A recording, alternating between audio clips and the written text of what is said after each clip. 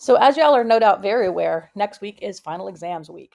And in a perfect world, we all would have spent the last week to even 2 weeks studying and have this in the bag. But it's not a perfect world. And sometimes you need to strategize to make sure you get the most bang for your buck in whatever time you have remaining before that final exam. To do that, you can use something like this strategy guide. Write down each class, the date of the final exam or project or final essay or whatever it is that you need to work on between now and the end of the semester, your current grade in the class, the grade you would need on that final exam or project to raise your letter grade to the next level, um, and practically the grade you would need on that final exam or project or essay or whatever to keep your current grade in the class. Once you know that, then you can decide how best to spend your time.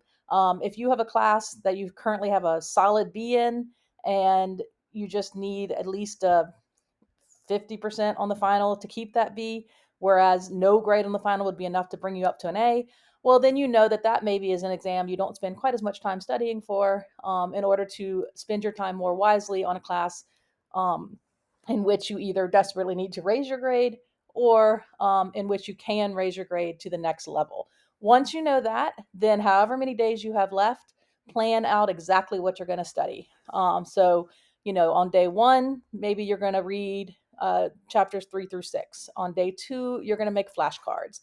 On day three, you're going to meet with your classmates and give each other mock test questions. Day four, day five, day six, however many days you have, plan out exactly what you're going to do. And keep in mind that the human brain is really most effective on in 1 to 2 hour blocks. If you're trying to study for more than roughly 2 hours at a time, you're going to get diminishing returns because our brains just don't work that way.